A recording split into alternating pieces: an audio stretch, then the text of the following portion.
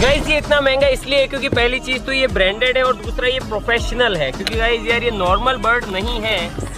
अब भाई ये देखो गाइस, ये देखो प्रोफेशनल बर्ड नहीं है ना। अबे कितना हल्का है ये, एक बार उठा के दे कितना बढ़िया है। पहली बारी में